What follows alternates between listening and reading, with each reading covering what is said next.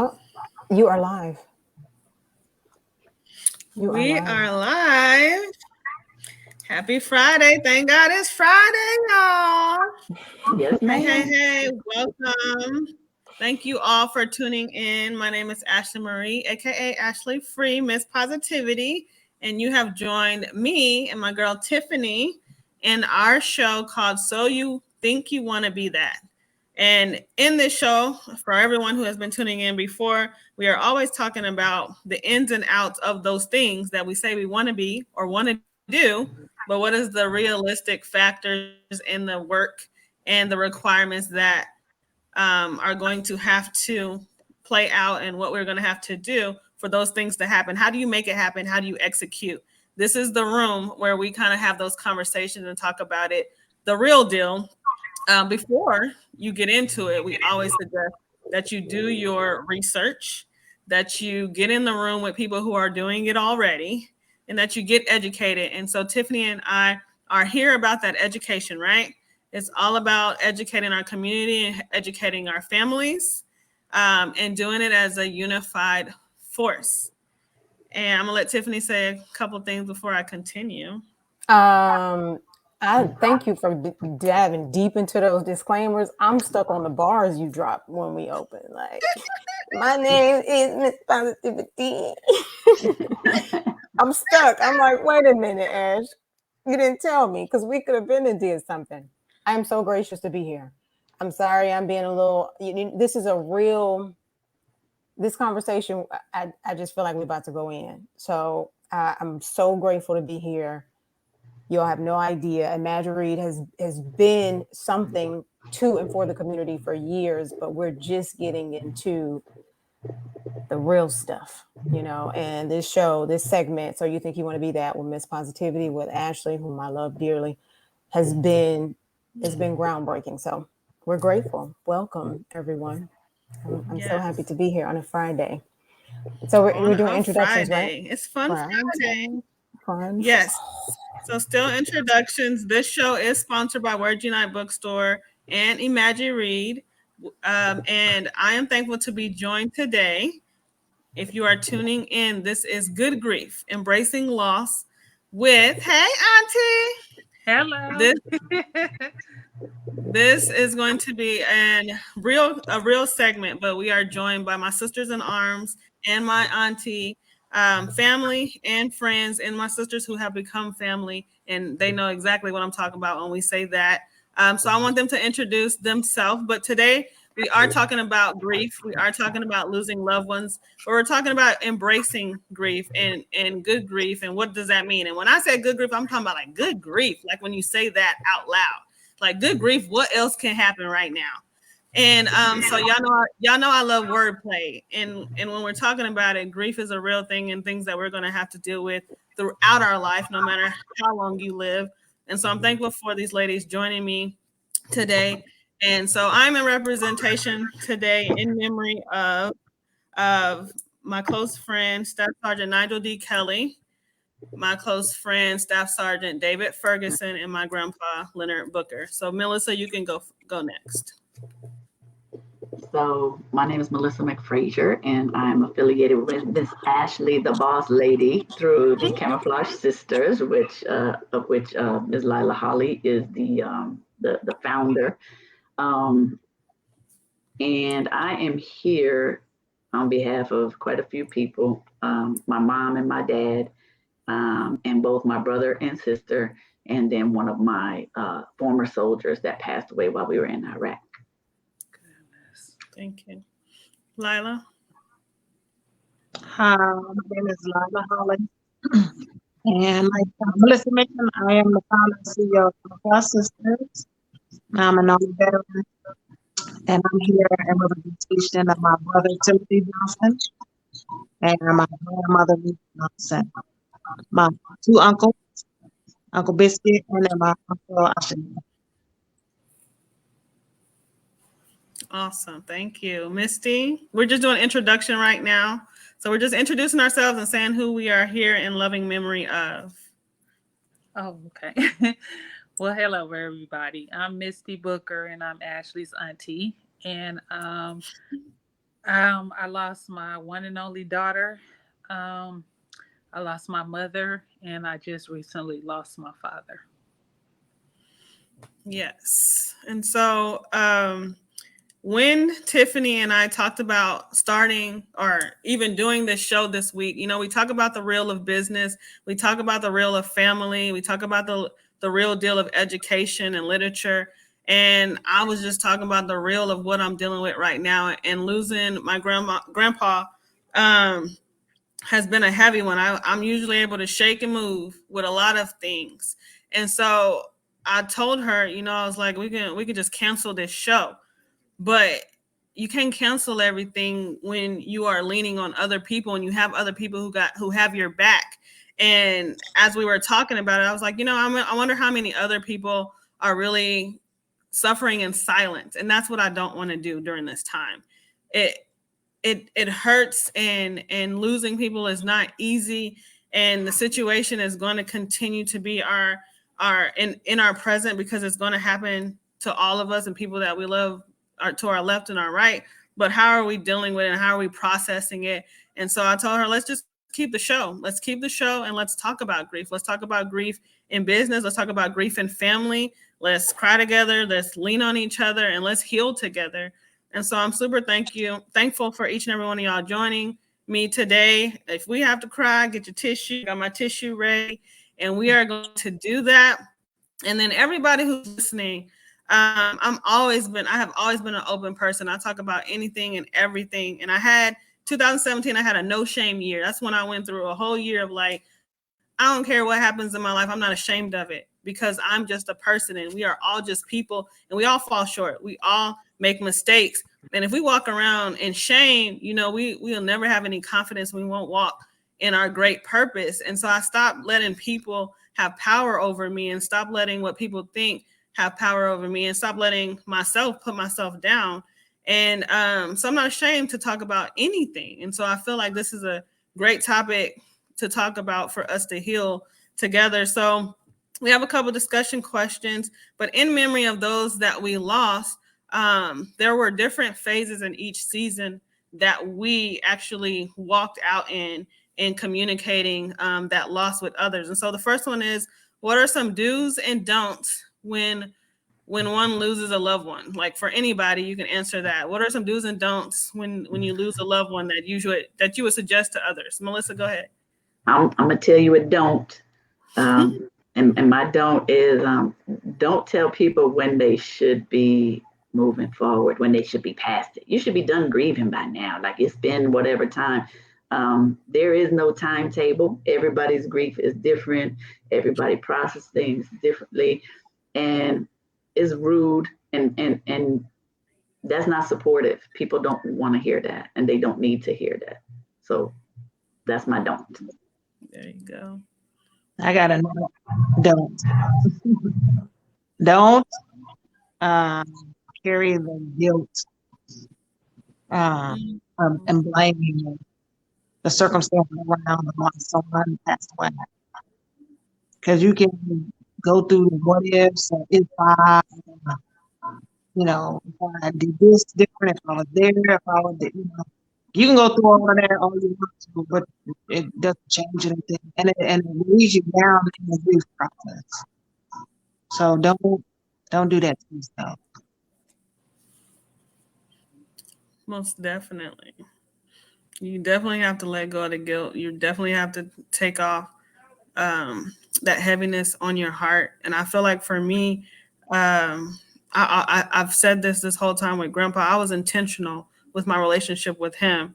And because I was intentional, I have no regrets about our relationship, but it still hurts because now I have to make new plans into the every year plans that I made with him. It's going to be a hard new process, but you definitely have to let go of that heaviness of when was the last time you talked to him, or what ifs. The what ifs will really rock your mind. So yeah, definitely that. Anybody else have a response to that one? I definitely would say another one for me would be don't call me saying I'm sorry for your loss and then, or but. You didn't call me to say I'm sorry for your loss. You called me to ask me for something or to say something else. And so if you really got some condolences, to just have some condolences and let me be. I had a do. So I'm gonna go on the positive side. I got a do. My do is do be there. Just be there. You don't have to say any special magic words because there's no special magic words. Just be there. Let your friend or whoever, your family members, know that you are there or whatever, like however you can support them. That's what you're there for. Even if that's just sitting quietly next to them and hugging or holding hands or just sitting there, just being present. That's it. Which I love that, because I literally, I mean, I laugh, but it's not funny. It's not funny. Yeah, you call and say, "Oh, my condolences," and you just get out. What I'm realizing is some people don't know what to say. They don't know what to do. So it may not be even asking you something, but they feel so powerless. And I've been having this conversation lately with family and friends. They just don't know. So I love Melissa's feedback of just sit. Just be there. Just be there. You don't have to try to fix it because you can't. You can't fix it. Just be here. Chill out. Yeah, I love that. Yeah. Well, I have a don't, because personally, with my own experience that I've been going through, don't isolate yourself, whatever you do, because I feel like when you isolate yourself, you take yourself into a much deeper space. And for me, it's been really bad until recently. I was telling my niece, I finally found my mother's church after she passed in 2010. This is 2022. And I found her church, and I felt like I really needed to be there. And I went there, 2-3 weeks ago, Ashley, I think. And I swear I cried the whole service.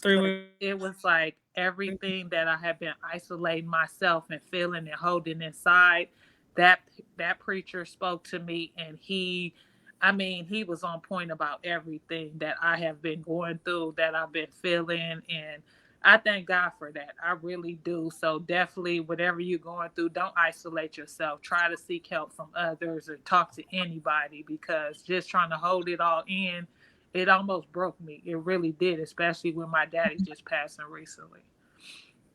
I haven't do. Definitely.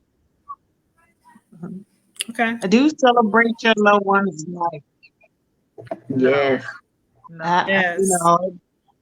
Whatever that looks like for you, just make sure you celebrate their life and you embrace the memories.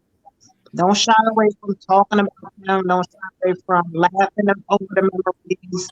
That's what they're there for. They're there to help you. So celebrate their life.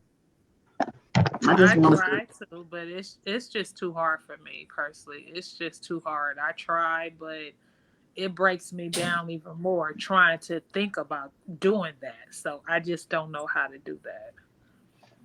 Well, I would tell you it takes time. I want to add 2 names to who I'm here representing. It's my twins, Jasmine and Jenna. And I think about them, and I say that no matter how long they live, how short their life was, you got to take time to celebrate them. And it takes time to get to that point where you can laugh about the memories or you can smile again. When I lost my twins, that was how I struggled to smile. I struggled to experience happiness and joy.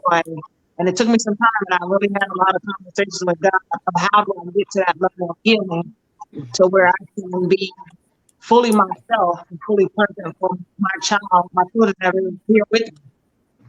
Even in the morning of the children that I love. So it takes time. I'm not saying, jump out there and start having parties on their birthday or anything like that, but just figure out what that celebration looks like for you, and then give yourself time and the grief and the healing process to get to where you feel comfortable celebrating that individual's life. But you'll get there.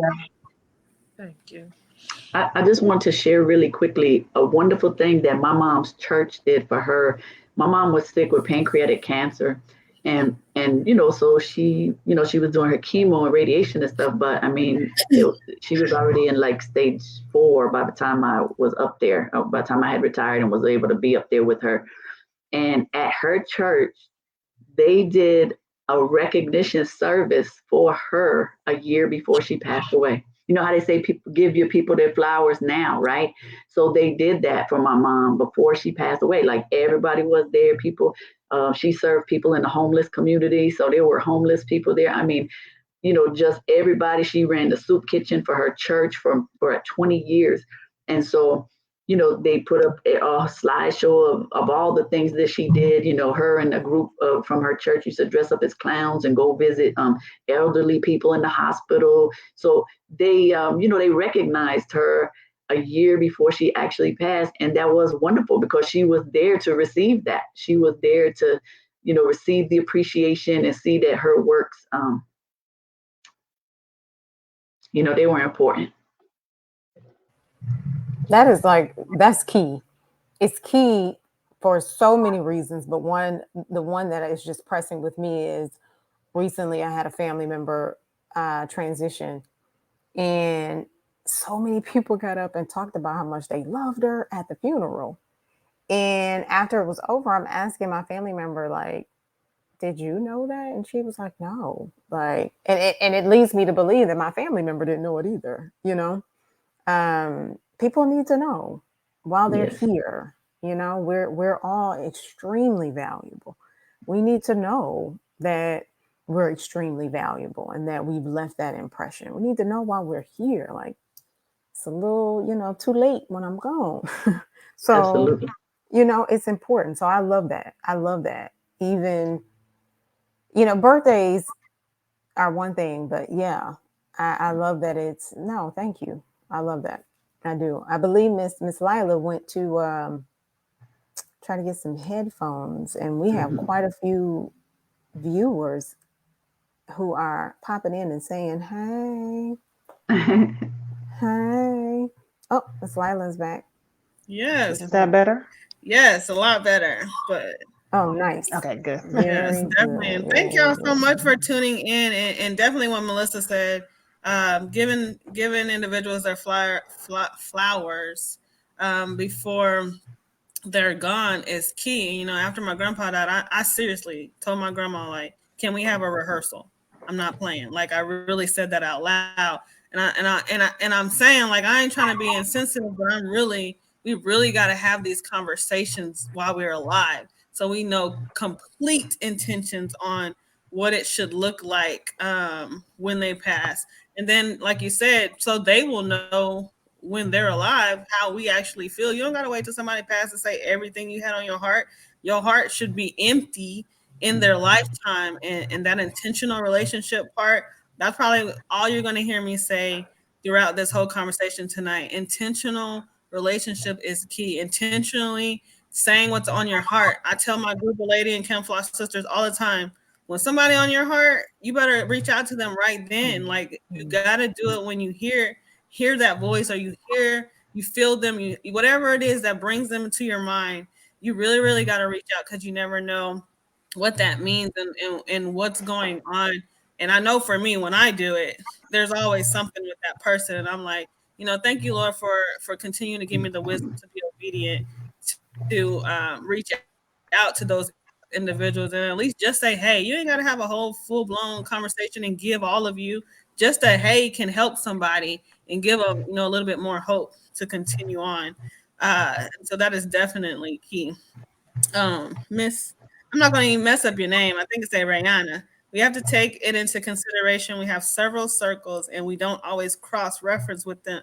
Reference them with friends and loved ones. Definitely. Mm-hmm. Yes, definitely. We're going to move on to the next question, Tiffany. Okay, all right. Let's see. Thank you all for being here. I got another comment from Miss Marsha Martin. I love this conversation. That makes me happy. Beautiful. That makes me happy. All right, so next question. Here we are. What was the hardest? What was the hardest? Yeah, I probably wrote all this. Sorry, y'all, I can't write. What was the hardest thing to deal with after passing with someone you're honoring? today? I'll start. For me, it was the expectation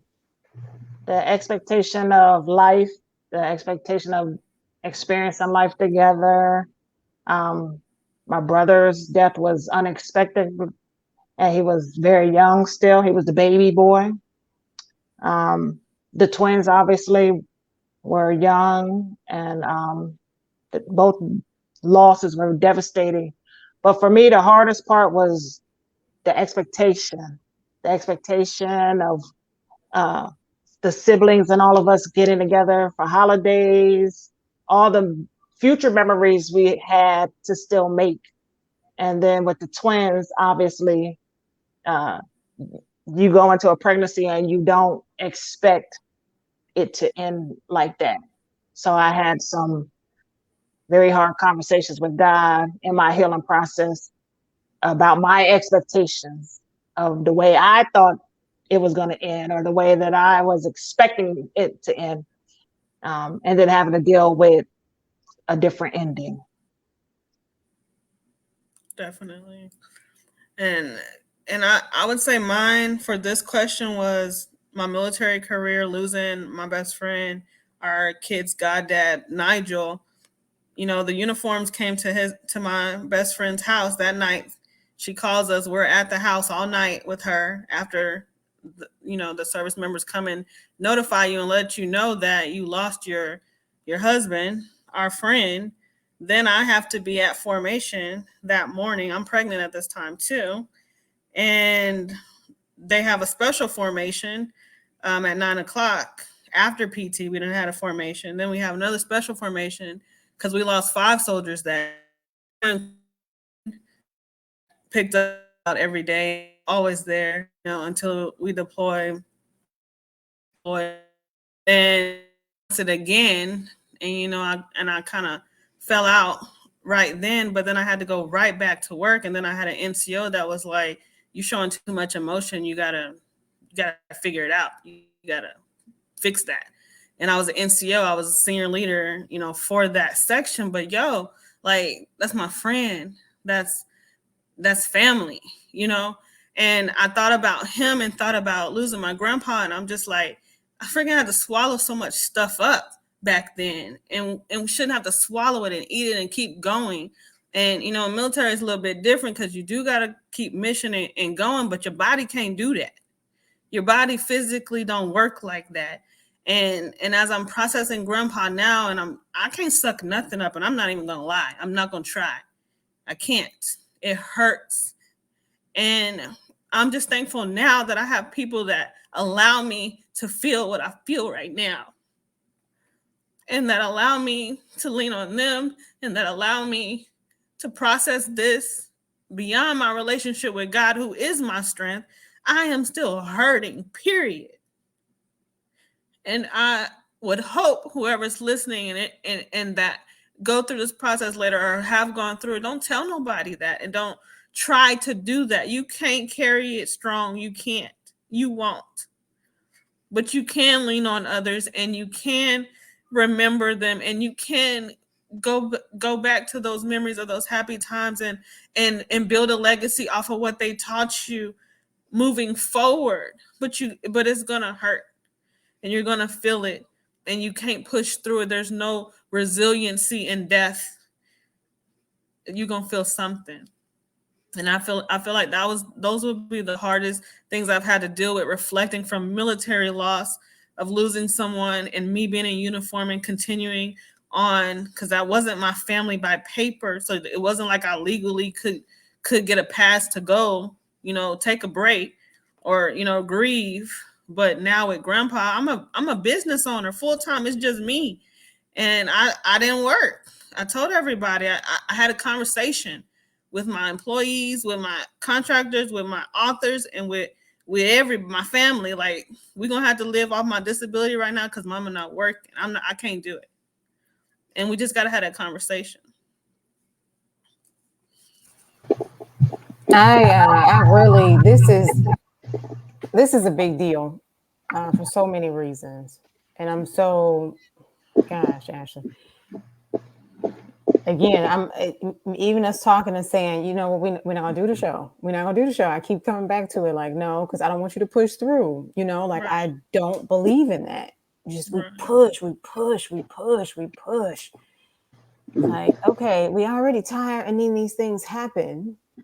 It's tough. It's tough to navigate. So I'm so glad that this is a real and raw conversation, because I've been saying this for a while. We have got to remember what it's like to be human. We have got to really lead with compassion, because at any moment you never know what somebody is dealing with and how heavy it is.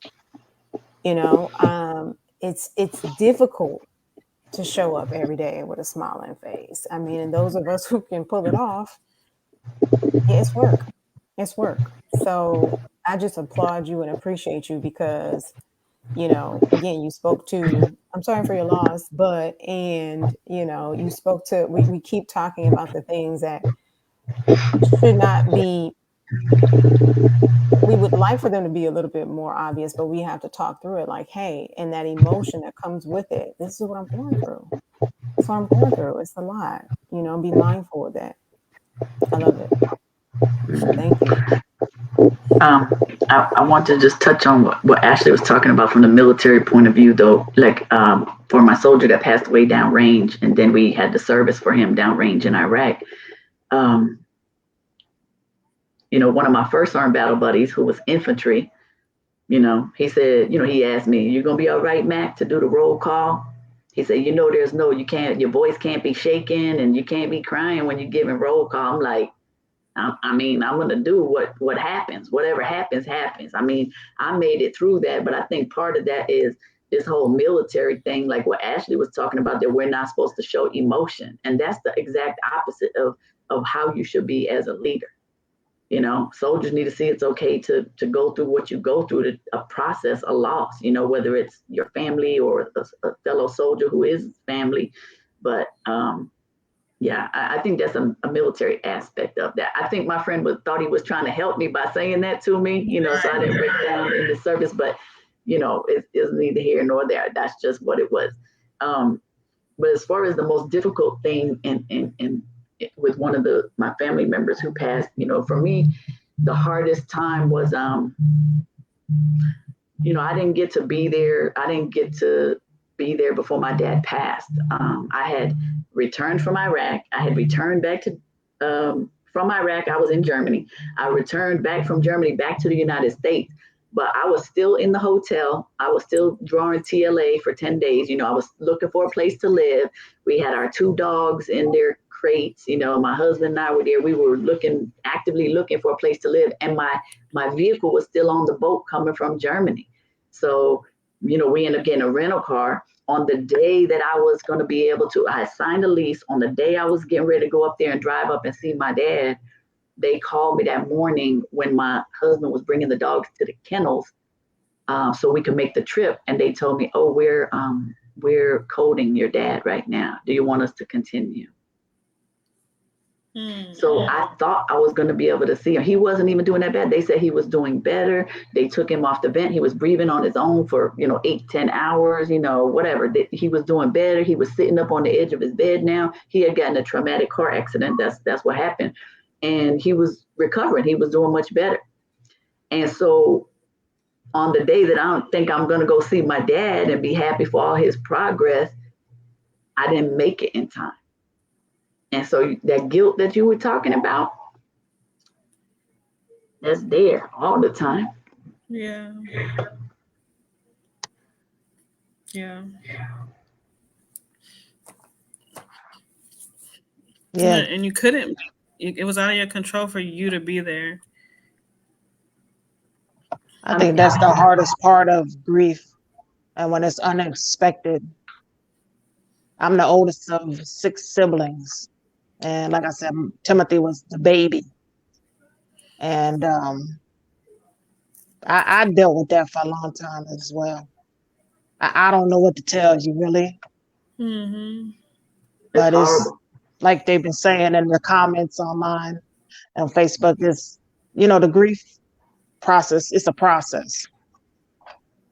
And it includes forgiving yourself and letting go of that guilt But Yeah. that guilt is heavy to carry. It's heavy to carry. Exactly. But like we've been saying, you got to be intentional about your mental health. The first thing I did when Grandpa passed away was tell my church family I needed to get in touch with the church family in Vegas when I got there, period. Like, I needed y'all to connect me with them. And that's exactly what they did. And they were the ones who came and picked me up for church and came, checked on me, made sure we were good. And then I reached out to those who were close to me and let them know, what's going on, and talked to y'all as the days went by for everything that was going on in each phase. We just got to communicate it, and then we got to process it. Lila told me some things to help me on a hard day, and simple things like going outside with your lunch and just listening to the noises out there and whatever's out there in your backyard. She was talking about birds and stuff. I don't got none of that back here. But when I went out there, I ended up jumping on that trampoline and getting my 35-year-old body tired, but that's something I haven't done in a long time with my kids, and so taking yourself out of that space and getting into something else really, really helps too. Definitely. So next question, Tiffany. Share a precious memory. Oh yes, this is right here, lighten the mood. Share a precious memory of someone you're honoring today. I definitely can share me and Grandpa's trips. Everybody who knows me knows I make a trip to Grandpa, and I was not planning on my trips to Grandpa. And so I would talk about our last trip in Ohio. He mostly lived in Ohio and moved recently to Vegas, but we got family in Vegas, Ohio, and California. But he had 2 places in Ohio, but he just recently moved from the last place in Ohio. So that was our last time at that place. And there are some families of deer that are always there, but all wildlife. And so I'm like, ooh, when I see this little wildlife out there all the time. And so for us to sit out there, he pulled out the table, put up the umbrella, and we're sitting out there watching the baby deer and whatever other family of deer that came by. He just liked to be in that quiet space, that outside, just whatever, embracing everything that came around him, as well as when I went with him, I enjoyed that time to just see what was out there. And so I always will remember sitting out on a porch or outside, taking in the scenery and taking in nature with Grandpa.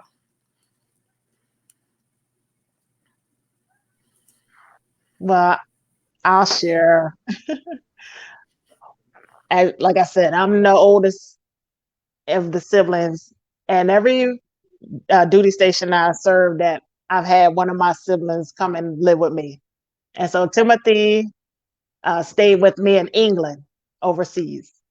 And I had the great pleasure of teaching him how to drive. And I had a stick at the time.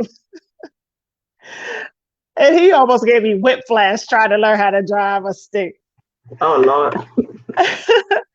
And then I remember him, he went through like a growth spurt. He was 6'5".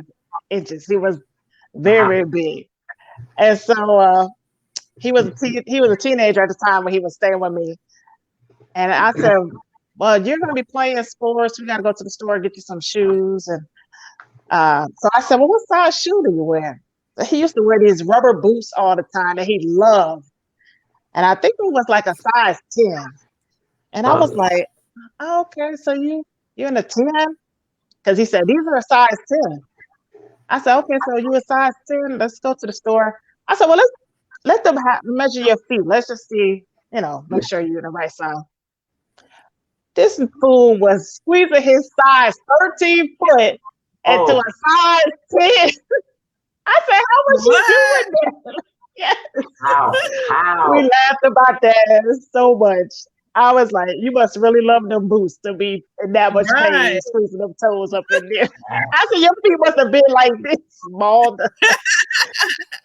So we laughed about that. And I shared those stories with his son, and we laughed about all of that. So those are some good memories. It's hilarious. Yes. So he loved those shoes for sure.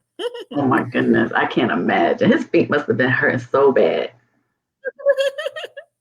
Crazy.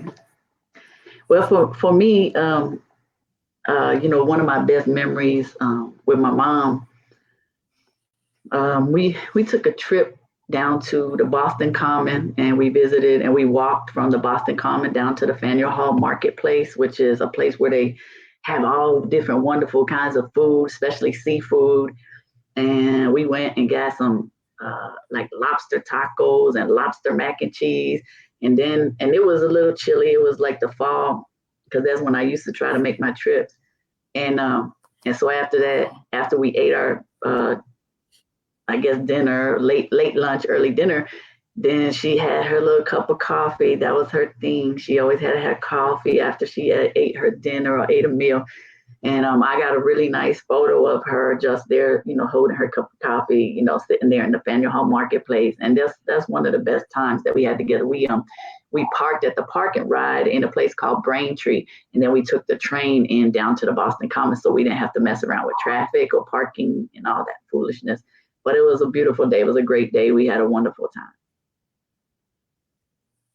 Oh my goodness. And with your mom, I was always talking to you, and to be able to talk to you and hear about her. I think right before she passed, like we did some kind of video or something, but just I knew her sweetness, from talking to you over the years before she passed. That one hurt too, to see you hurting.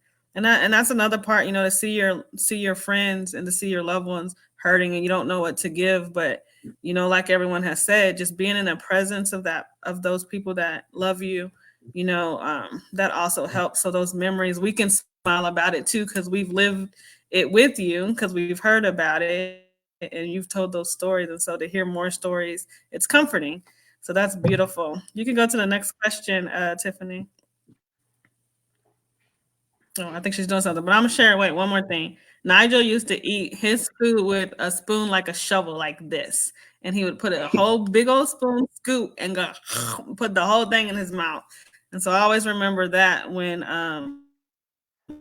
people eat all my food, I think of Nigel, because that boy could eat some food like a shovel.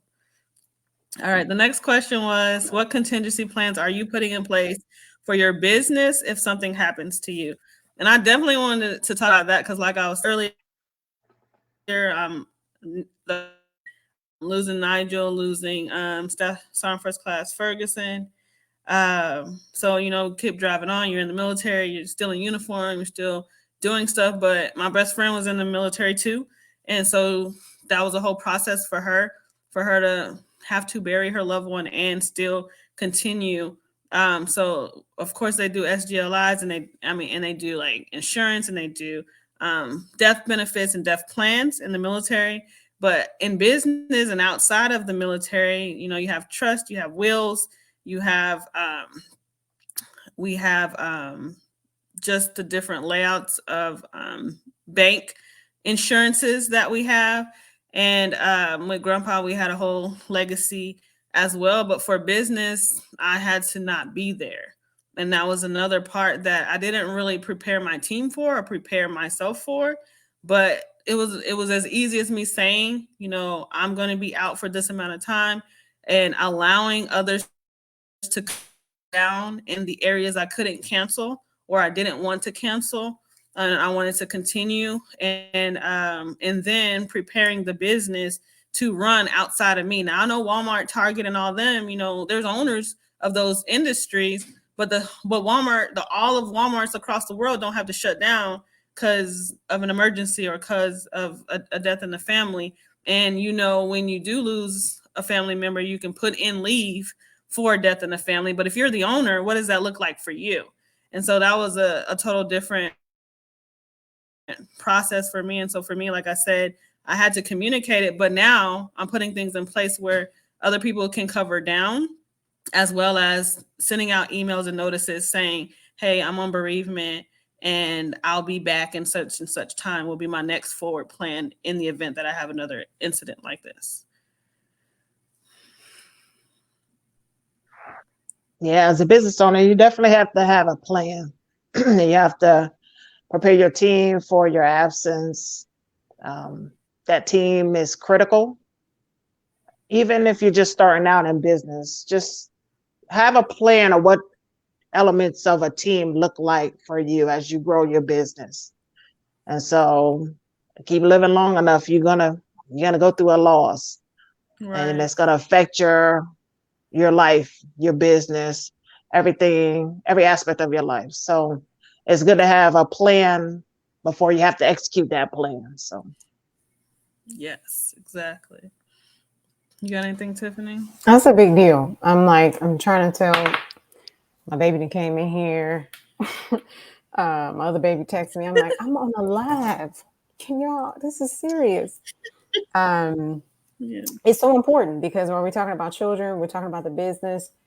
I say it all the time. Ash, you should know this. I'm like, y'all just don't know. I'd be on the beach singing. I'm doing this whole entrepreneurship thing, partly, yeah, for me, but for y'all. So getting the affairs in order is critical. Like I've been talking to them a lot lately. Like these are the things that you need to know. This is how you deal with something. And this is yet another reason why I wanted to have this conversation because we live such fragmented lives as it is, and then we experience the stuff when we do, and then when we're gone, there's this void, especially if we were first generation entrepreneurs or first generation, those who served. Even if it's a continuing generation, the legacy and the story and the legacy is so important. It's so important. It's so important. Generations from now, you may have a long lost baby niece, cousin, somebody who's, she's Right. looking for answers about her family. And, oh, my Auntie Lila or my great Auntie Lila was this entrepreneur. She had this, we should take the time. I know a lot of things are overwhelming. We're doing a lot and we're going through a lot, but we should take the time to definitely pin it down and put it in order somewhere. And I've been working on that myself. Like, okay, we can't be too busy that we don't, like, what's it all for if we don't keep it together? So I love the conversation. Definitely. I think And I Melissa, have like my military blue. Yeah, she's back. I have a blue folder that the military gave me, and I pin it on the wall. And I've taken a picture of that blue folder, or it's like an envelope, a blue envelope. And I tell everybody, like, if there's like something happens before everything else that happens that I build gets in that paperwork's on the wall always. And I just keep putting the new paperwork in that envelope, so everybody knows at the least that envelope is my information. And so that kind of helps and pinpoints, to the family, like they know where to go to get my paperwork, as well as I've already sent them paperwork. So that kind of helps too. You got anything, Melissa? Yeah, sorry, I was trying to get my cursor and take off my my mute. But absolutely. And then I will say for my mom, it was helpful to have that. My mom prepaid some of her burial stuff. She wanted to be cremated. So she had everything in a folder, and I knew where the folder was before she passed and all that good stuff. But my dad didn't have none of that. My brother didn't have any of that. So my sister-in-law is still dealing with trying to get access to, his bank account, even though she got the death certificates, because he failed to list her as another name of somebody that could have access to his account, even though she was his wife. Right. She still doesn't have access to the money that was in his bank accounts. And so, and she's got, my niece is just 8 years old. So she's trying to, support my niece and herself. And my brother never let her work outside the home until this very last year. And she has like super part-time jobs, so she can't even support the household. So, having that stuff in place is super, super important, regardless if you think somebody's sick, not sick. Any day we can go out and get, hit by a bus or anything crazy. A deer could, jump up in the front of our car or whatever. One thing that I did recently, one of my battle buddies, a female battle buddy, she's about 26-year service, Army service.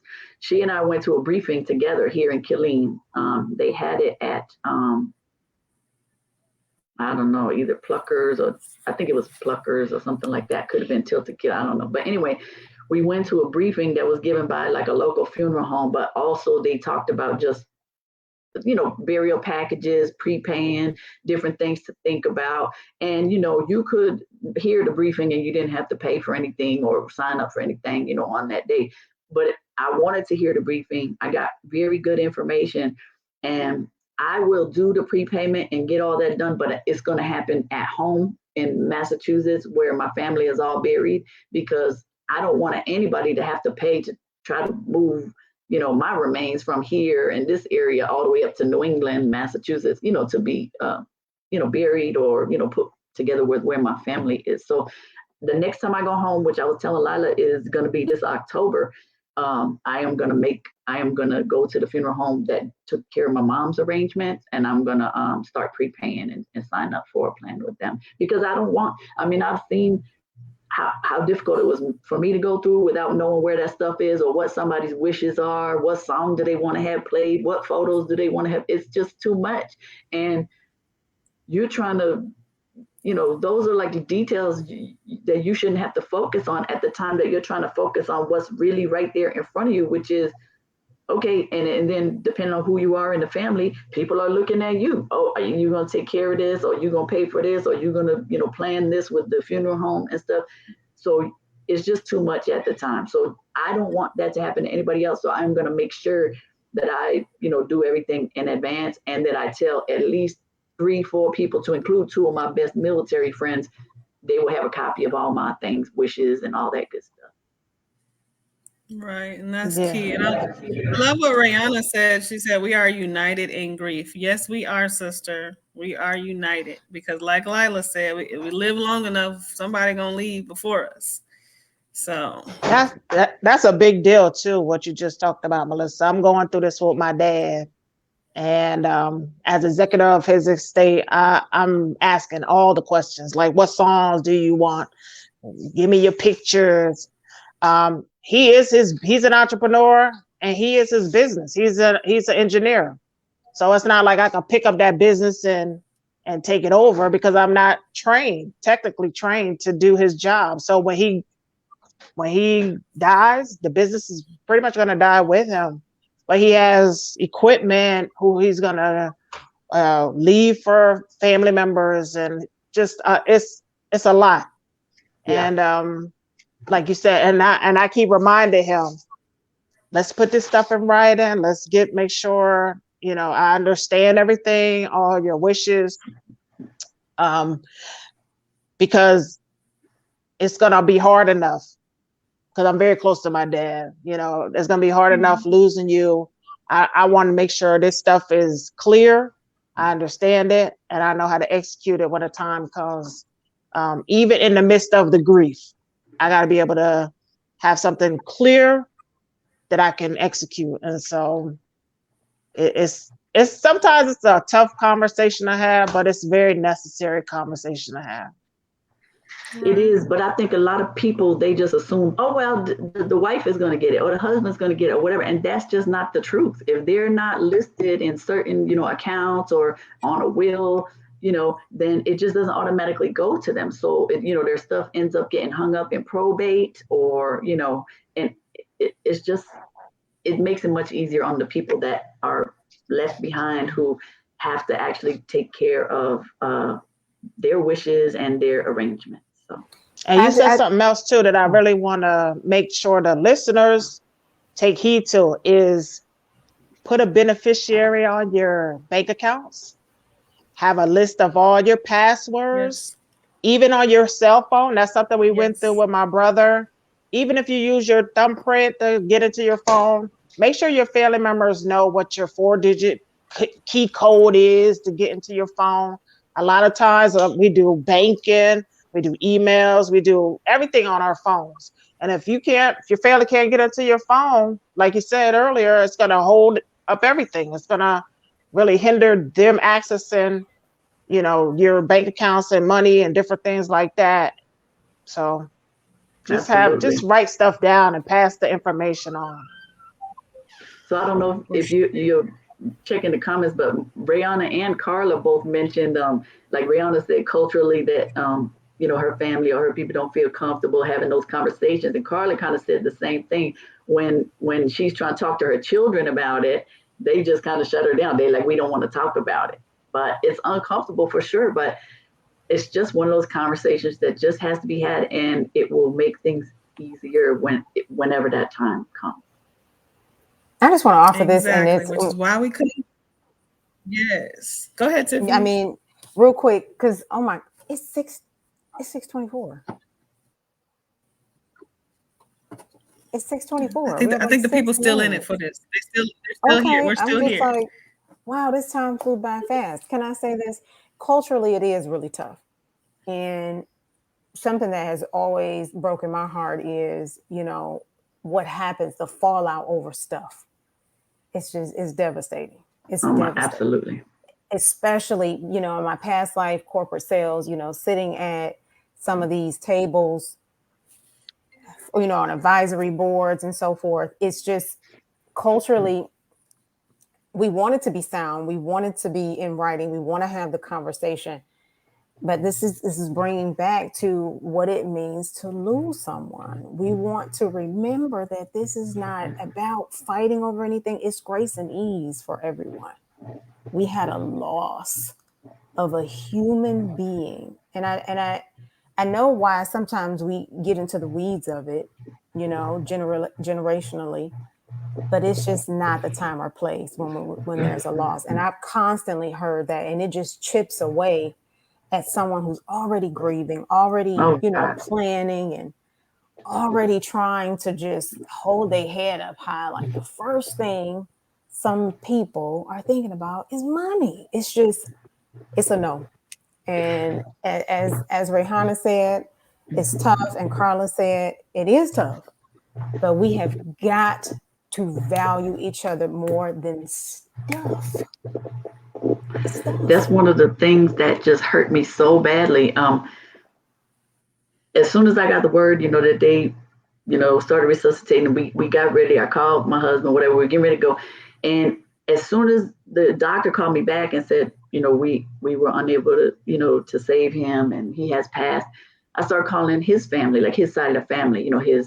His brother has passed, but like his sister, I guess it's his sister-in-law and some other people. And do you not know that when I called his sister-in-law, his brother's former wife, because his brother passed, she asked me, this wasn't even about my dad. She asked me if I had the recipe books that came from my grandparents, which were like his dad and, his dad's wife. And she asking me for these recipe books because my dad got those when his dad passed. I mean, I just now got it out of my mouth to tell her that, he passed, my dad.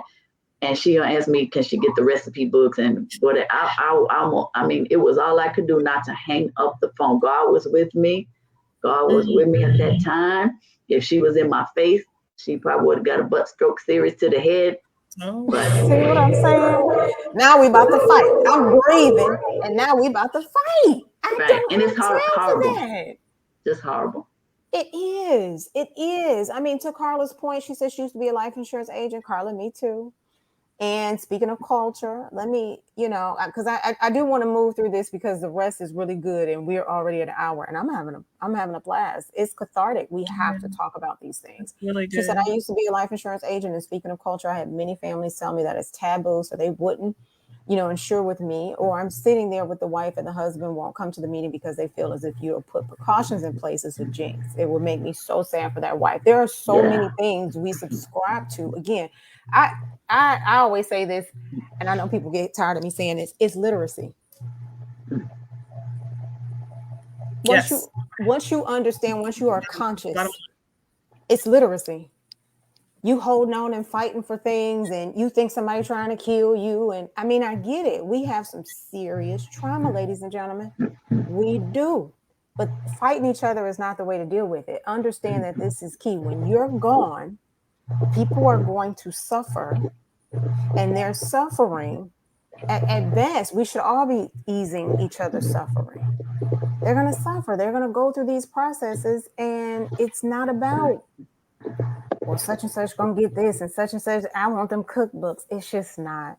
It's a no. I don't even know how else to say it as gracefully. It's a we got to change the narrative. Oh my gosh. Hence why these conversations are important. Yeah. Yeah, You know, I look at it as love.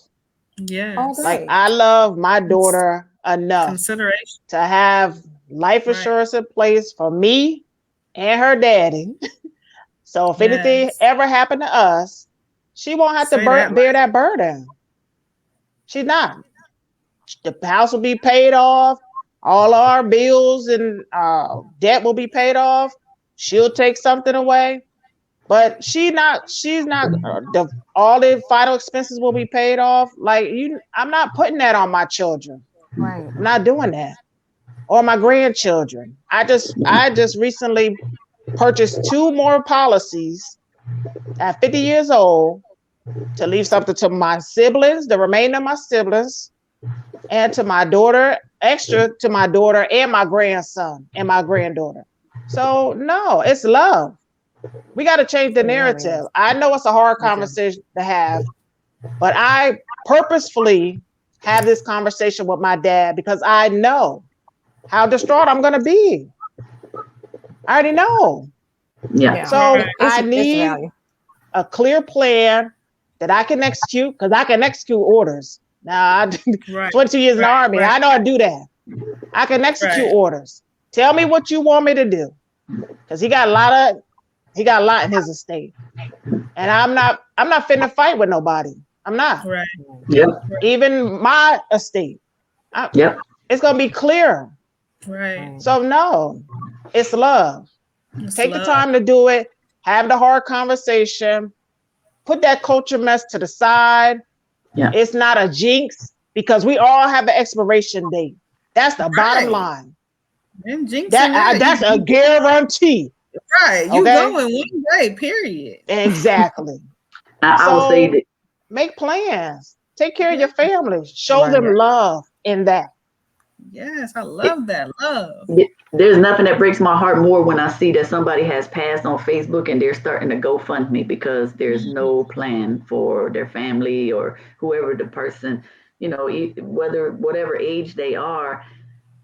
Again, these discussions should happen early, often, because the more you talk about it, the less taboo they become. Right. Well, I still, again, and I love that, Melissa. I love it. I left insurance corporate sales and started digging deep into literacy for that reason, because that was a constant conversation. And again, it's perception of value, poverty, all these economic influences. Just, sometimes it tells us value the stuff more than the person. We live in an extremely capitalistic society. And these are, again, why we're having these conversations, so that we can do better about literacy values. This person is valuable more than this stuff. And the same thing Miss Lila said, I love you. This is love in action. I'm making Yes. sure that when I'm gone, you can eat, you got somewhere to live. I did that because I love you and I want you to have something. Not you fighting over what, was mine. No, that's not love. But again, Right. it's on purpose, it's in action, and we have got to. Rihanna says she donating her body to science. I know that's right. Listen, look. I'm with her. I'm with her because I went to the body museum. These big old eyes going to somebody. You're so silly, Ashley. I'm serious. I got my wheel so detailed, like all the way down to the eyeball. Y'all better get it right. I can't. My mom has always treated life insurance as a need. Like it was like pay rent. Seriously. Listen, last story before we go on. We are over 3 minutes. This is the only way to spend a Friday evening, you guys. Well, not the only way, but it's high on the list. When we think about that payment of life insurance, even from the place of birth, because it's imminent. We all gonna leave. When insuring our children, even, when we think about that and giving them that gift, also love. We just need to understand it differently. It's literacy. So I can't say enough. Thank y'all for letting me insert that into the conversation, because it really bothers me. It bothers me because it affects one's grief. And if not dealt with over time, if it's just something else, layers of, duress, you'll lose your mind. You'll lose your mind. Exactly. And then you got to be intentional, like everybody has already said. You got to be intentional about the conversation And again, thank everyone who's tuning in. I'm reading all your comments. Right. We are in grief united for real on here, and it is Yeah. a real conversation. If this is the only time you get to have this conversation, to give this to your loved one and play it, just let them listen to it. Like, it's key, because we prepare so much for the birth. You know, we announce that birth, we finna have this baby, and we have baby shower, we have everything else for the birth. But you know that expiration date's coming too, and why are we not doing that? And that should be the conversation. It's not taboo, like Lila said. It's not jinxing. I love what she said about it being love. It is love and consideration, and it is written, and we were designed for us to leave legacies for generations. It's not. It should not just stop at us. We should not just be hard chargers, and then the rest of us don't know where to go after us. And so this is an important conversation. So I really hope everyone listening, let's sit down and have this discussion at home. Let's try to push it beyond listening to it with us tonight. Figure out a way to make it an eventful conversation, for just to understand. My youngest is my oldest is only 14, and I'm having this conversation with her. You know, and I've known a lot of people who've lost babies younger than that. You know, you got to prepare for that life and that death. The next question is, was your business sustained during your bereavement? For me, it was, because I had an amazing sisterhood who held it down. They held it down while I was gone. And then, like I said, I communicated efficiently with everyone that was involved in what I do, and let them know, you know, I'm just going to be out. But my other reason for this question was, can your business sustain an emergency? And that was another question that I was asking during my time, because if your business closes for a month, is it going to be closed forever after that? You know, and that was a good question. Good question. Of how much longevity my business would have had in any other season of my life. And so I want people to think about that. If you have an emergency, let's talk about you, because I'm a hard charger, and I know half these people in this room tell me to slow down. If I can't be there in my business and I can't work my business, it's gonna get shut down. So I gotta take care of me. So that's the emergency. The emergency is taking care of you, as well as if family members have an issue. Can your business survive? So you think you in business right now, but you can't survive an emergency. You really need to think about that. That was what that question was for me. Lila, you got anything for that one? Yeah, I remember working with a lawyer here locally, and she taught me about creating a contingency plan for my business. In the event I pass away, who are you going to leave your business to? So you talked about Walmart earlier. That business was definitely set up to outlive, you know, the Walton family. So we have to think of our business the same way. What we're building, like you said, building a legacy. Is that going to be passed down to your family? Or do you have team members who can take that guide on and run with it? Do they know your vision? Do you have a written plan? So, you know, again, it's a hard conversation. And like Tiffany said, we're running every day in our business, but we have to slow down and really answer those questions to figure out, you know, what does that look like in my time of bereavement, or in, you know, my death? What does that look like? Is it going to outlive me? Is the business going to die with me? So think about what you're building and put something in writing. Right. Let that be a part of your business plan. Right. Let that be a part of your business plan. I like that. Absolutely. Next question, Tiffany. Can I say this before? Yes, ma'am. Oh, Miss Missy. Okay, so the way StreamYard, ladies and gentlemen, love StreamYard, is super convenient. But I could not see Misty when she popped back in. Were you in the waiting room long? Oh no, it popped me. I got right back in now. Okay, I was about to feel so bad. Like, we just talking and like la la la. I just happened to look down and see her and needed to add her to the stream. So, loving the conversation. Thank you everyone for continuing to spend your time with us. We have a few more questions. These questions are extremely important. Thank you for putting them together for us, Ash. Next question. It's really We one already and the talked same, right? Yeah. Yeah, we already Yeah. talked about that one. So let's go ahead and go to these last two. I really did like these. Yeah. So this one was because I know Melissa. So I didn't, not necessarily oldest living or the only living person in your family, but I wanted Melissa to kind of chime in on what that looks like when you're the last one standing, because I know I have had that conversation a lot. You know, it was weird because it didn't really hit me. That I'm the last person left of my nuclear family. Never mind my siblings, but you know, out of both of my parents and both of my brothers and sisters, I'm the only person left. And it just didn't hit me until, you know, I was by myself. I don't even remember. I don't even think I was on the phone. I was just thinking, looking at photographs of, you know, me and my siblings, and it just snuck up on me, you know. I mean, I don't have children. So now I have to see, you know, who do I want to leave my things to, or how, you know, who do I want to, you know, have a college fund for and all this stuff.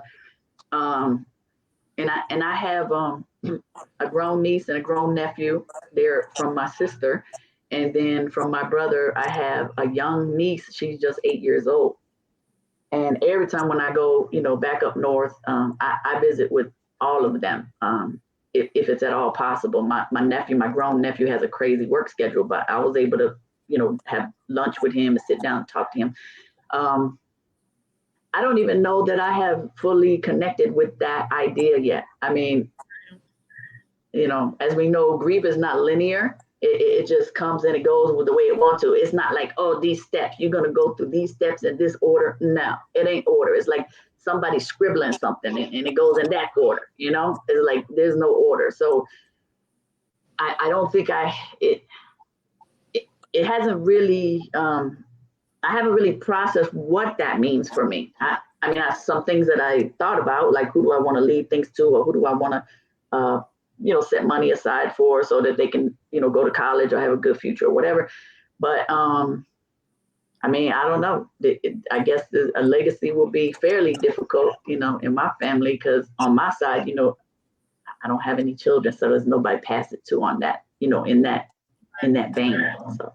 Right, and I put this question in here because I wanted the listeners to understand that you're not alone. You're not the only person who is the last one standing, the last person in that family photo that's still here, and that's devastating to do by yourself. Like we talked about in the beginning, you cannot isolate. You cannot do this alone. Leaning on others can help.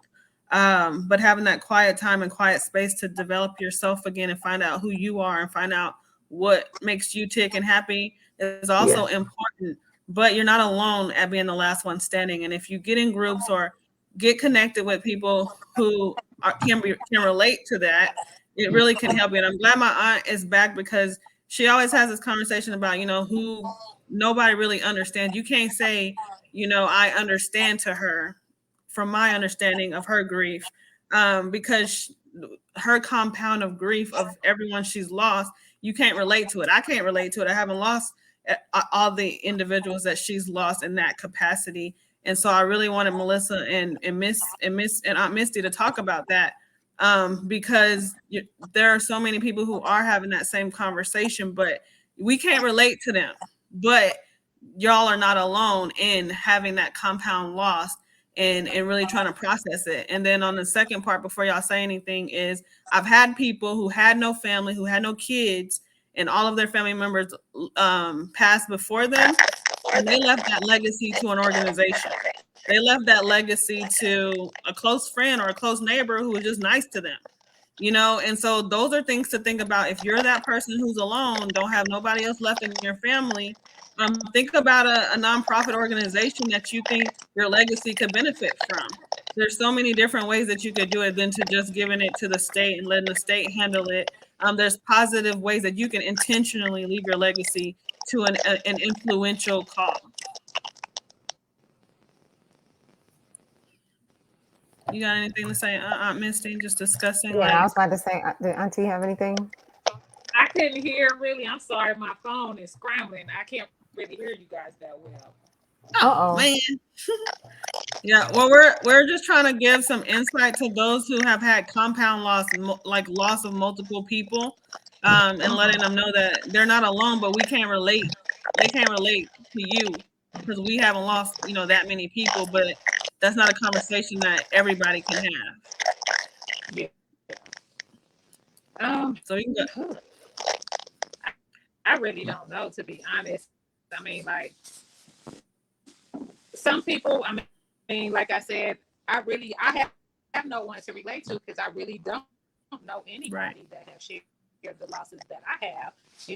I have friends that have lost children, but they still have their parents, or they still have their spouse, or vice versa. So I mean, to be honest, I really haven't found anybody that I can talk to that can say, "Oh, yeah, Misty, well, I've lost, such and such," as you have. They don't know my reality. I wake up every morning and I kiss 3 urns every single morning. My daughter, my mother, my father. So imagine what my life is, waking up every day and going to sleep every night, knowing that this is my reality. It's hard. I have to. Yeah, definitely. I have to say that Ashley did, try to link me up with you prior to this, to this podcast, but I don't know.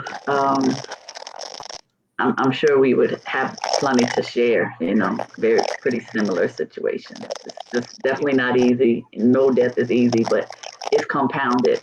It's compounded, definitely.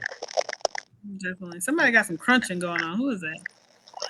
That's on my end. I don't know. Okay. Yeah, that's Auntie phone. Okay. That's the robot saying, "I'm tired. That's enough." Right. These robots are totally in control. This is terrible. Maybe that'll work. Yeah. Okay, let me try that. I wonder if she has an iPhone though, because the phone gets too hot. Oh yeah, she does have an iPhone. You can go to the next one. That actually was it. This was the last one. Can I just say one more thing on the last thing we were talking about? I will say this, and because I looked at Rihanna's comment, and this is so true. She said, "The keepers of your memories are gone. Like the legacy of my family, different recipes, different that. I have questions all the time that pop into my head that I wish, that I could, reach out to my mom and ask her about this, or, reach out to my dad, ask him about this. And I didn't know my sister all that well because I left for the military when I was 17. And she left the house when I was about 12 years old. She got pregnant at 16, had the baby at 17, got married to somebody who was in the Army, and they moved to North Carolina. So she was gone, living somewhere else. And then I went to the military at 17. So, from like 12 on, I didn't have any relationship with my sister really. I went and visited her a couple of times before I went to the Army. She still lived in New England, but there's so many things I don't know about her life. There's so many things about, both my parents. I just wish at certain times I could ask them a question. It might be something simple, a recipe, or who's this, uncle, or where did he come from, or where did he grow up, or anything. Like there's nobody I can ask any of my family history to. Wow. Deep. Yeah, that is. That's really deep. It's one of the reasons to bring it back. Oh, I'm sorry, Miss Lila. Just real quick, Ashley and I, even Miss Lila, you talked about telling a story, changing the narrative. One of the things that I finally did with my family, because I just like Melissa, I had questions. I had things that I remembered, that I thought I remembered, that I didn't know if I remembered. And I wanted to affirm. I wanted to, confirm my knowing. And I started asking my family, look, our family members are leaving. Our matriarchs and patriarchs, they're leaving. So let's just get together. And on our phones, we always have these phones, just voice record random thoughts that you remember about your people. Random. And seek to, sit down once a month and organize those into a conversation or a narrative. And share these stories on paper. There's something to say, about, lost history. It's, for our people, it's heartbreaking. And it's no reason why when we're literate enough to do that. So I also think that's a really good way to memorialize someone and honor someone. It's okay. So, the funny stories and the serious moments and the wisdom, the times where you hated their guts, because I'm sure they can too, like how you dealt with that. Like, let's keep it all the way real. These are very human conversations. And I just feel like telling a story is such a beautiful memorial. And it's why, we talk about literacy being as powerful as it is. I know this conversation has been like, it's hit home. We've had some laughs, we've had some tears, but this is reality. And this is how we're, processing grief, especially now in this day and age. It's like death is sped up. We're losing people like, whoo-wee. Like, okay, people pass, but people are passing. You can't catch your breath, so it's very important to have. It's very important to have. And just praying peace and comfort for those who are dealing with grief, are dealing with loss, dealing with having to manage it all financially and spiritually and mentally and physically, fighting with other family, like all of it. Let's give each other a little bit more grace. I'm sorry, Auntie. What were you going to say, Lila? I was going to say, but Melissa is taking steps to change the narrative of her family by meeting with her nieces and nephew. I would even take it a step farther. I would start telling them your story. I would take your books. I would take your uniform. I would take pictures and spend that time talking about Auntie, and so that they can really get a chance to know you and your story and be able to tell your legacy. You know what I mean? So the family's not gone. It's a little smaller, and there's room there to, like Tiffany said, tell the rest of the story so that they can tell their children about Aunt Melissa and all the great things she's done. Right. My grown niece, I'm thinking she's about 35 now. That's, my sister's oldest. And, anytime, Veterans Day comes up, Memorial Day, whatever, she has done a wonderful job. And then she'll send me, through Facebook or Messenger, like what was the little project they did. And, she'll give them a picture of me, one of my Facebook pictures or something where they had me in a uniform. And so she's really good about doing that. She's wonderful. But yes, absolutely. Like I could give them many more details and more photos and stuff like that. So I think that they would enjoy that actually very much. Absolutely.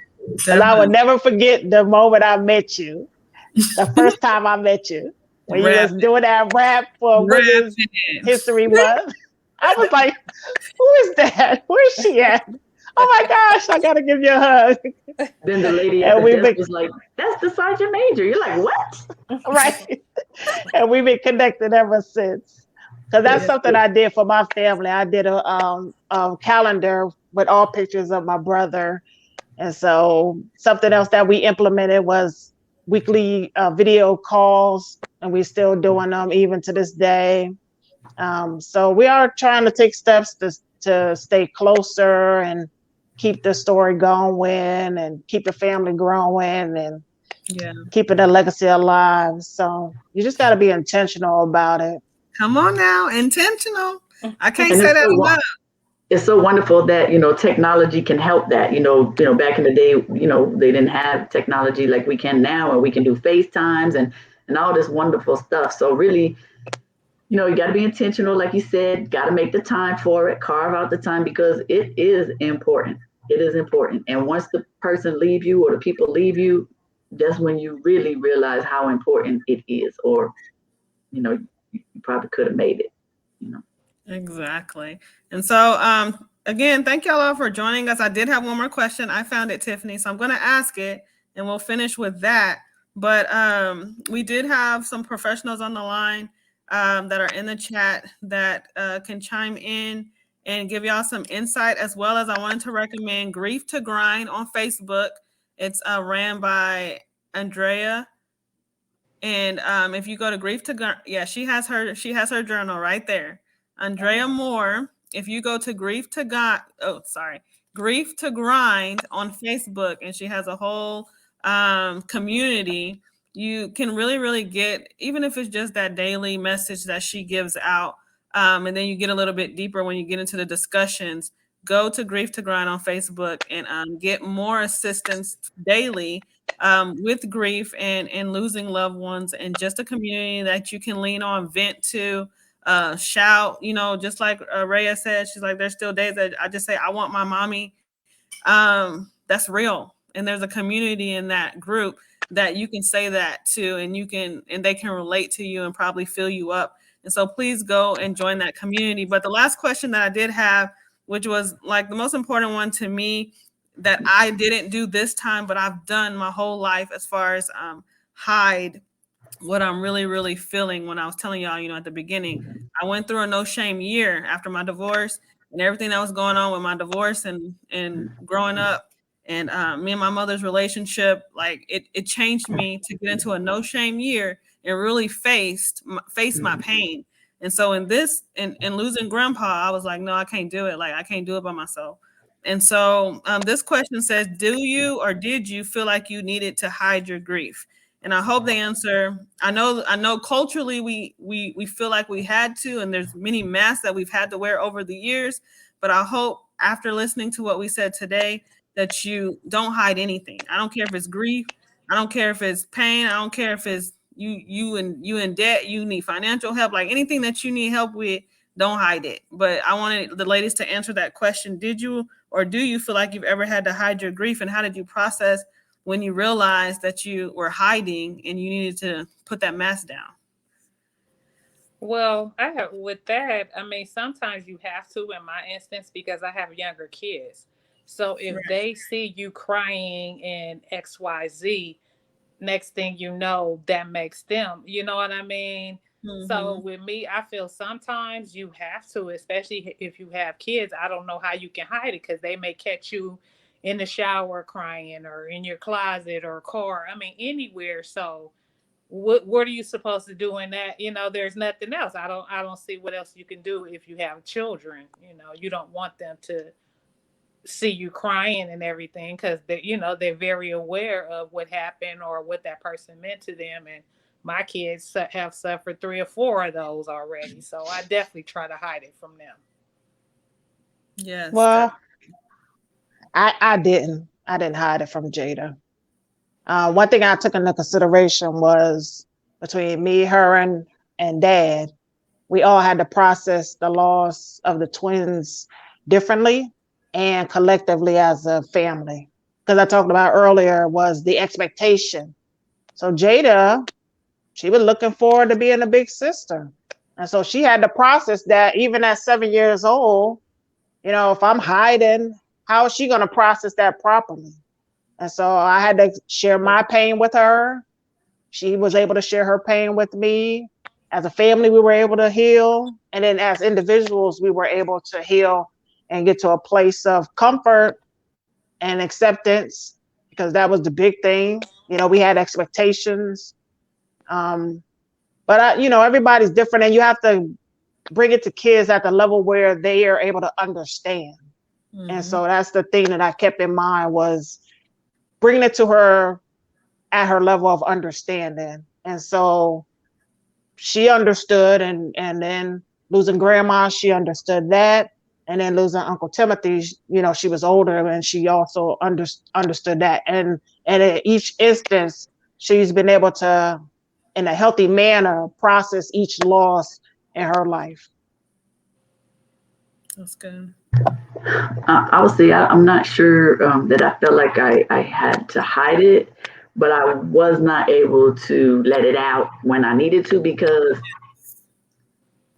this is crazy. Y'all gonna think this is crazy. I was home on leave, regular leave, with my then fiance, soon to be my husband, when my sister passed away. I was sleeping at my mom's house when the call came in the middle of the night. I'm the one that answered the phone.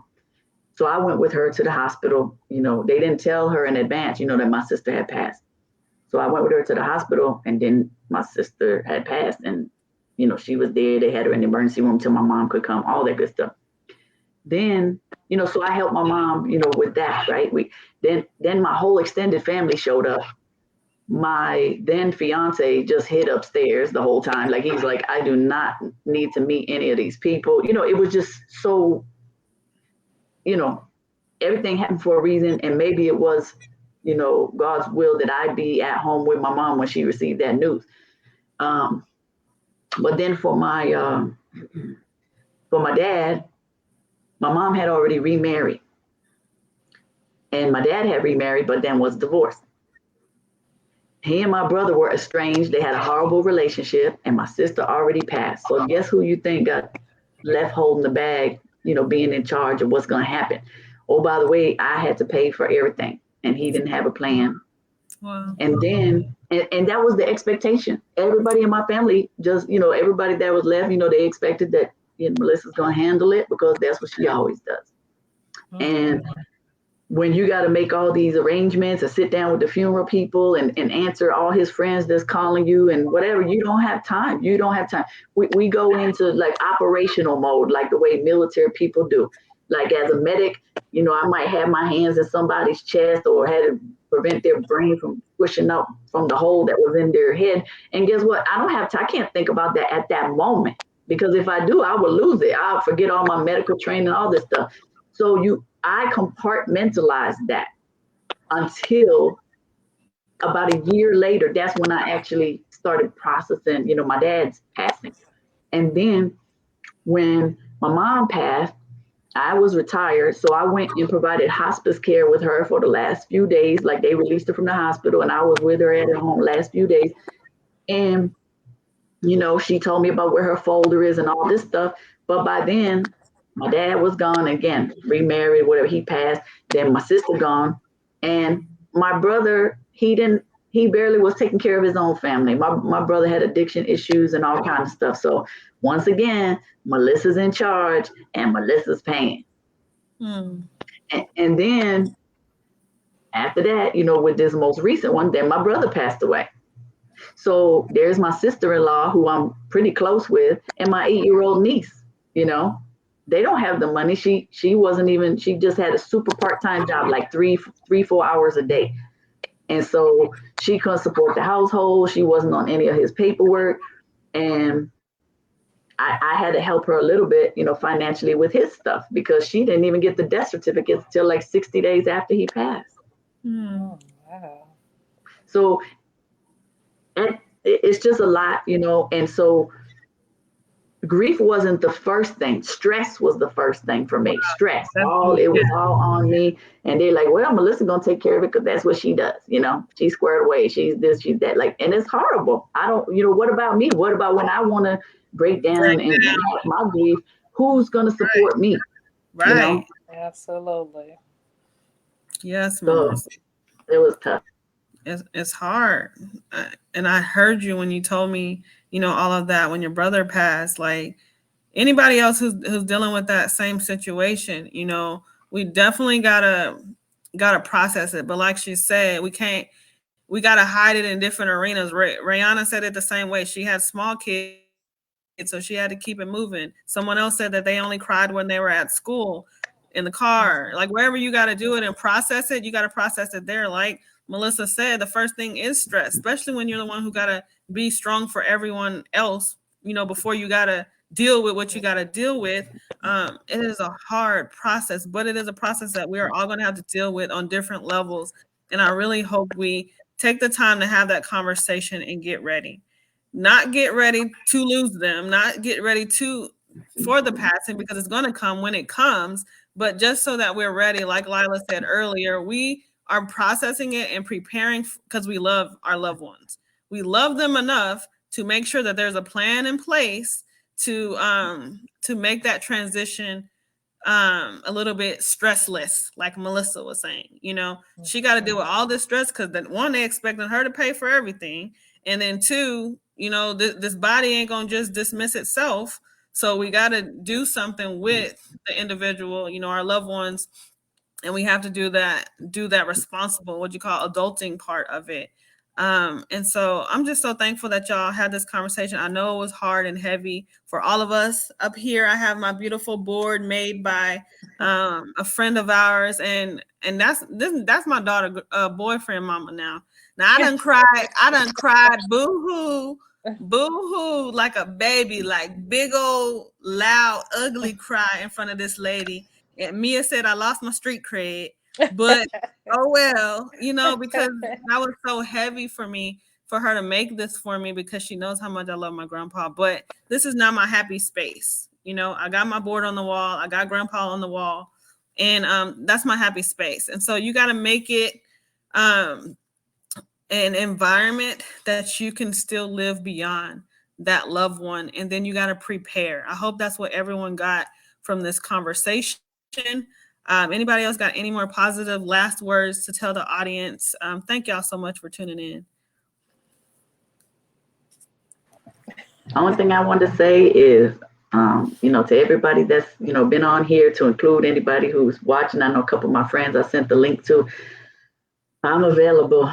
I'm available at any time, whenever that wave, creep up on you, and you never know when it's going to happen. Like Misty said, you be in the shower, you might be sitting in traffic trying to drive and can't even see if the light changed or whatever because your eyes unwelled up. I'm available. I'll gladly, speak to anybody, meet with anybody if they just need to just be around somebody who understands. So Ashley know how to get in touch with me. I do. I'll definitely get your information from Ashley. I will. I'll send that right on in. I might need that. I'm telling you, Aunt Missy, I really think you and Melissa would really, really connect. Y'all got the same kind of streets and hearts, because y'all both are like my happy space. And so I really do hope y'all do connect. And then she got this whole purple room, Melissa does. I just go in there and I escape life. Like, don't look for me. Don't look for me. I'm in her room. Oh, Misty can come to the Diva Den. She has an invite to the Diva Den. There we go. She said she's coming to Texas soon, so we're gonna have to bring her to the Diva Den. Bring her over. Bring her on over. The Diva Den. There we go. Well, Lila said she's her phone is was low, but Lila said check on each other. Definitely, that's key. I'm telling you. I appreciated that definitely throughout this process. Everybody who checked on us when Nigel passed away, I think I was 26. I was younger too. First of all, I got in the military at 19. And then we lost, our brother in arms early, and we had to plan a whole funeral, and I wasn't ready back then. But the people who checked on us and really, at least that one little message, hey, I love you. Anything, it means a lot. And so yes, check on your people. You got anything, Tiffany? No, I'm so full. Thank you, ladies, for coming and sharing. Ashley, I'm so grateful that you wanted to do this. I wasn't going to force you at all. So I'm grateful. Thank you all. Thank you. Well, thank you everybody who joined us. Y'all have a lovely night. And remember, this is a safe place and this is a conversation that's much needed. And if you need some mediators in your rooms, we're there. We can help you have those discussions, especially with those kids. They'd be like, Mom, you're going to live till you're 121, but you really don't know that. So have those discussions. And I love y'all. Thank y'all for joining in. Later. Thank you. Have a good night. Thank you. Thank you.